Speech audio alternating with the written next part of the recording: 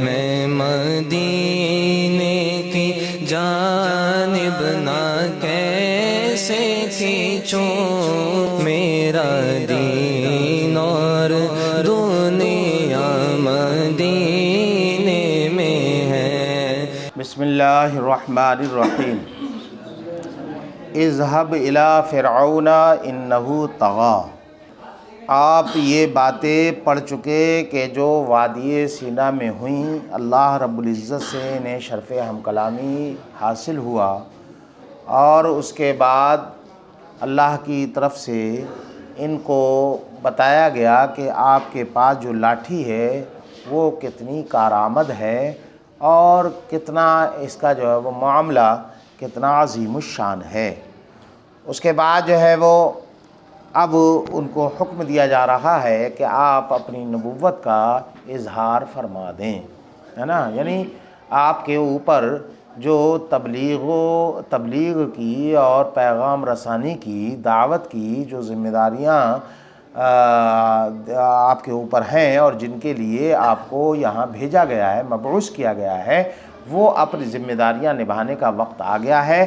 اب آپ جو ہے وہ جائیں فرعون کے پاس، اس لیے کہ انہ طغی، وہ سرکش ہو گیا ہے۔ کیا ہو گیا ہے؟ ہاں، سرکش ہو گیا ہے نا، بے لگام ہو گیا، بے لگام، ہے نا، آوارہ ہو گیا، بے لگام ہو گیا بالکل۔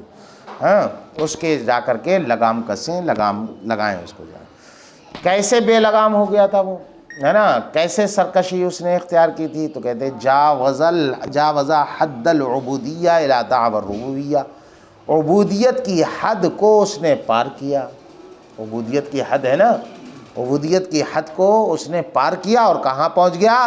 دعوی ربوبیت تک جو ہے وہ پہنچ گیا، ہے نا، یعنی ساری حدیں، عبودیت کی جتنی بھی حدیں تھیں وہ سب جو ہے وہ اس نے لانگ ڈالی، سب کو اپنے پیروں کے نیچے اس نے کچل ڈالا، پامال کر دیا، اور پامال کر کے دعوی ربوبیت کی طرف گیا، وہ چلا گیا۔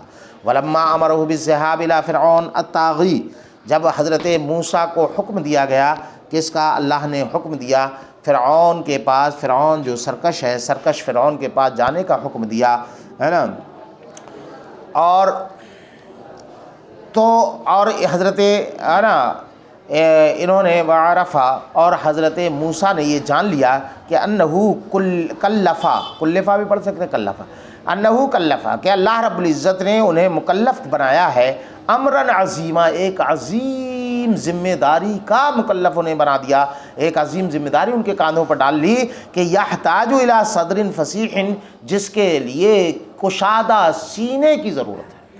یعنی آپ کے بھائی پیغام رسانی ہوگی، وحی جو ہے وہ اترے گی، وحی آئے گی، ہے نا، یعنی نبوت و رسالت کی عظیم ترین ذمہ داریاں عطا فرمائی گئیں، تو حضرت موسیٰ نے سمجھ لیا کہ ارے اس کے لیے تو بہت سینہ کشادے کی، ہے نا، بہت کشادہ سینے کی ضرورت ہے نا، جس میں اللہ کی طرف سے بھیجے ہوئے پیغامات کو محفوظ کر سکوں، ایسا سینہ چاہیے، اور محفوظ کر کے، ہے نا، اتنی ہمت، جرأت اور بہادری چاہیے کہ بڑے بڑے جو ہے وہ شیاطین، سرکشوں سے مقابلہ کر لوں اور اعلاء کلمت الحق کو بلند کر سکوں۔ تو اس کے لیے ایک چوڑا سینہ چاہیے کہ نہیں چاہیے؟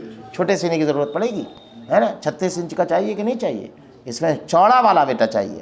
تو انہوں نے کہا کہ رب اشرح لی صدری، تو اس سینہ چوڑے سے مراد وہ نہیں ہے بیٹا پہلوانوں والا، ہے نا، باڈی بلڈر والا، وہ بیٹا نہیں، مطلب یہ ہے کہ روحانی طور پر وہ کشادگی چاہیے، کہ ہمت ہو، جرأت ہو اس کے اندر، اور کسی طریقے کا خوف اندیشہ نہ ہو، اور ساتھ ہی ساتھ اللہ کی جانب سے آئی ہوئی وحیوں کو، ہے نا، اس میں محفوظ کرنے کی صلاحیت ہو۔ تو حضرت موسیٰ نے لگے ہاتھوں دعا فرمائی، عرض کی رب اشرح لی صدری یا رب العالمین، میرے لیے میرے سینے کو کشادہ فرما دے، ہے نا، انشراح صدر فرما دے، شرح صدر فرما دے، یعنی وسعہ یا رب العالمین، اس میں توسیع فرما دے، اس میں کشادگی پیدا فرما دے۔ کیوں؟ لیحتمل الوحی، تاکہ وحی کے تحمل کا اس کے اندر، ہے نا، ملکہ پیدا ہو جائے، والمشاق، اور ساتھ ہی ساتھ جو مشقتیں ہیں ان مشقتوں کو برداشت کرنے کی اس کے اندر صلاحیت پیدا ہو جائے۔ وردیل اخلاق من فرعون و جندہی، اور فرعون اور اس کے لشکریوں کے ساتھ کی جانب سے جو ہے نا بدسلوکیاں کی جائیں گی، ان بدسلوکیوں پر صبر کرنے کی صلاحیت پیدا ہو جائے، ہے نا۔ ہاں ظاہر سی بات ہے کہ وہ تعظیم و توقیر تھوڑی کرتے ان کی باتوں کو، یہ جب منع کرتے تو کیا کریں گے؟ بدسلوکی کریں گے کہ نہیں، بد تہذیب کا مظاہرہ کریں گے کہ نہیں؟ تو ان بدتمیزیوں کو برداشت کرنے کی بھی تو صلاحیت چاہیے کہ نہیں چاہیے؟ مبلغین اور دعات کو عام طور پر ان سب کا سامنا کرنا پڑتا ہے، لوگوں کی بدتمیزیاں برداشت کرنا پڑتی ہیں۔ اب بدتمیزیاں برداشت نہ ہو، ناک پر جو ہے وہ مکھی بھی نہ بیٹھنے پائے، ناک پہ غصہ رہے، تو تبلیغ اور دعوت کا کام کر سکے گا انسان؟ دین کا کام کر سکے گا؟ دین و مسلک کے کام کے لیے بہت چوڑا سینہ چاہیے بیٹا، بہت صابر اور شاکر آدمی چاہیے، ہے نا، تب ہوتا ہے۔ بہت صبر اور تحمل کی ضرورت ہوتی ہے، ہر جگہ غصے سے کام نہیں چلتا۔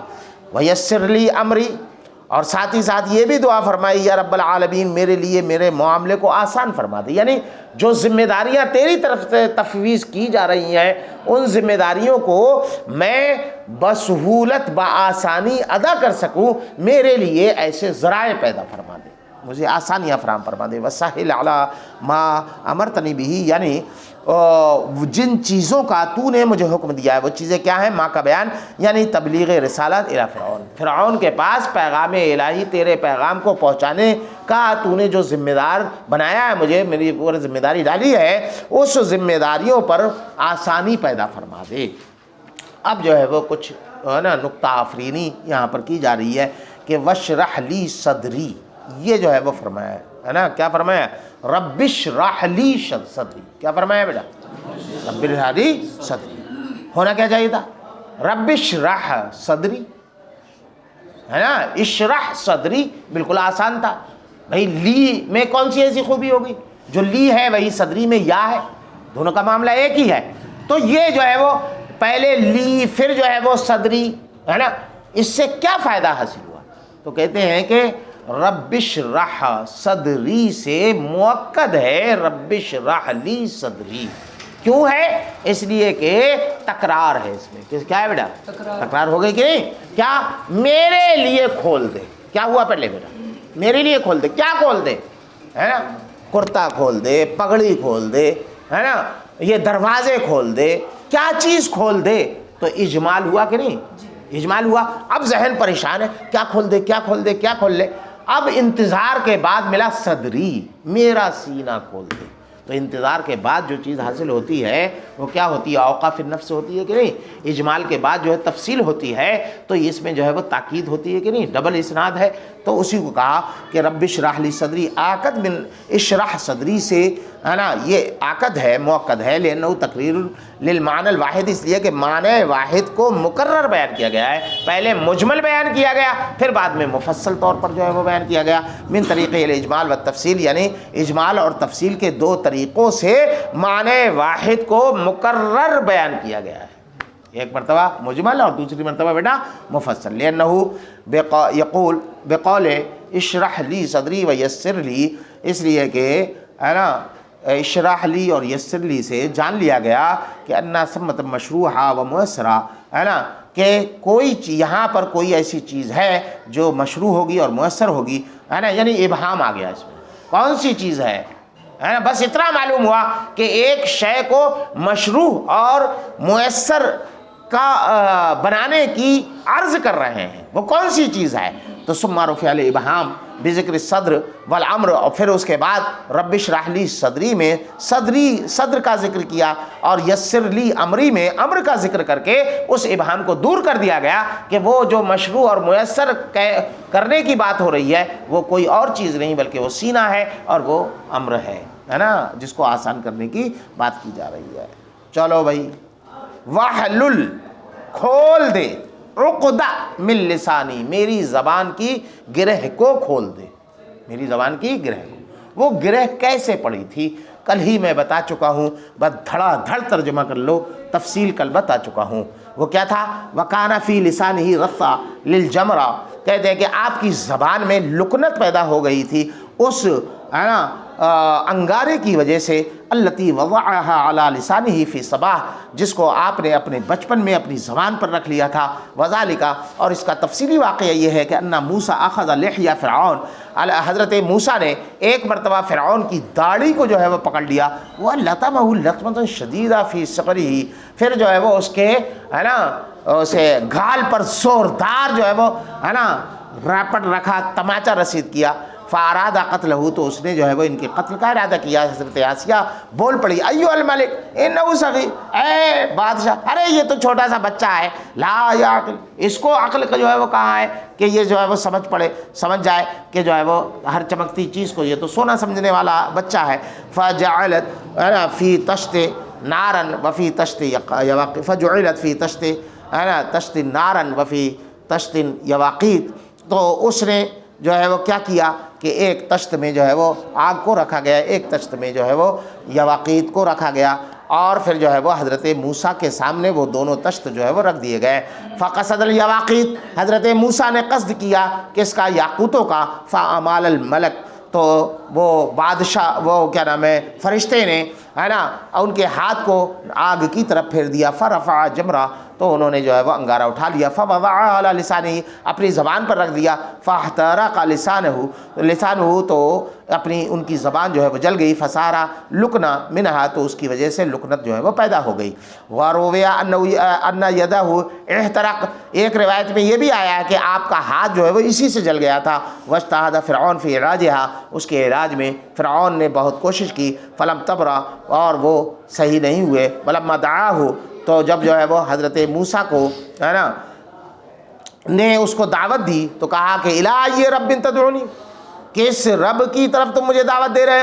قالا، انہوں نے کہا الی الذی ابرأ یدی، اسی ذات کی طرف جس نے میرے ہاتھ کو صحیح کیا ہے، اسی ذات کی طرف ہے نا۔ وقد عجزت عنہ، حالانکہ تم علاج کراتے کراتے اس سے عاجز آ چکے تھے، ہے نا۔ ومن لسانی، صفہ یہاں پر من لسانی جو ہے یہ عقدہ کی صفت ہے۔ کیا ہے بیٹا؟ عقدہ کی صفت ہے، یعنی اس گرہ کو جو میرے ہاتھ میں نہیں ہے، پیر میں نہیں ہے، سینے میں نہیں ہے، بلکہ کہاں ہے؟ کس میں ہے بیٹا؟ زبان میں۔ کہا نوقیل عقدہ من ہے نا عقد لسانی، میری زبان میں جو گرہ ہیں ان میں سے ایک گرہ کو۔ وہذا یشعر بانہ لم تزل العقدہ بکمالہا، کہتے کہ جو ہے وہ یہ اس بات کی طرف اشارہ ہے کہ یہ عقدہ جو ہے اپنے کمال سے ہے نا مکمل طور پر جو ہے وہ یہ صحیح نہیں ہوئی تھی، لیکن زیادہ تر لوگوں کا کہنا یہ ہے کہ یہ مکمل جو ہے وہ صحیح ہو گئی تھی، ہے نا، یہ لکنت جو ہے مکمل طور پر صحیح ہو گئی۔